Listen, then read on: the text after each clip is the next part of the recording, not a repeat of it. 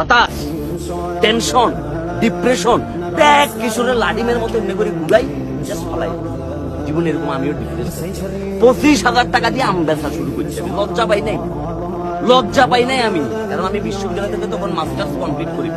আমার ভিতর বিন্দুমাত্র হীনমন্যতা ছিল না। আমার শুধু একটাই টার্গেট ছিল যে সৎভাবে আমি কিছুটা করি। তোমরা যারা ভিডিওটা দেখতেছো, এই যে এমবির টাকা এটা নষ্ট করি, একটা ভালো কিছু করো, একটা ভালো কাজ করো। এই যে কথাগুলো হয়তো কারো কাজে লাগবো কিংবা কারো কাজে লাগবে না, এটা সত্য কথা বলো। দিন শেষে যখন তোমার অবস্থান থাকতো না, তোমার কোনো পজিশন থাকতো না, তোমার কাছে টাকা থাকতো না, তোমার সমাজে কি প্রতিপত্তি থাকতো না, শুধু শেফালি নো, শেফালির মা বোন সবকিছু তোমার সারি তুলে দেবে। আর দিন শেষে তুমি যখন তোমার যোগ্যতা দিয়ে অর্জন করি দেখাবে, তখন তোমার কালা চেহারা, তোমার ট্রাক ড্রাইভারের চেহারা, তোমার হকারের চেহারা, তোমার মনে করো যে কিয়া বা চুখান মার্কার চেহারা, সবাই এটা দিতে শুনবে। দিন শেষে যোগ্যতা ম্যাটার, দিন শেষে ট্যালেন্ট ম্যাটার, দিন শেষে পরিশ্রম ম্যাটার। সুতরাং পরিশ্রমটা করি না, হতাশ হবার কিচ্ছু নাই। এবং আমি যখন এখন সকালবেলা ঘুম থেকে উঠে ব্রাশ করার জন্য আয়নার সামনে দাঁড়াই, আমার কাছে মনে হয় যে আমি পৃথিবীর সবচাইতে সুদর্শন পুরুষ।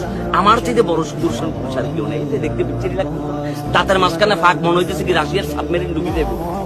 এটাই আমার কাছে মনে হচ্ছে I am the best, no one can beat me until I beat myself. আমারে কেউ হারাইতে পারতো না যতক্ষণ আমি নিজেরে কি নিজে হারাম। সুতরাং প্রতিদ্বন্দ্বীটা নিজের সাথে, মানুষের সাথে নাই। তোমার সাথে কেউ প্রতিদ্বন্দ্বী করতেছে, বাদ দাও, তারা ছাড়ি দাও, তুমি জাস্ট তোমার দিকে ফোকাস দাও ভাইয়া। সুতরাং পরিশ্রম করি যাও, পরিশ্রম করি যাবে নীরবে। আর তোমার পরিশ্রমের সাকসেস দিয়ে যখন আওয়াজ দেবো, তখন পুরো এলাকা দেখবে নিজেরা চান্দা তুলি ডিজে পার্টি করতেছে। আর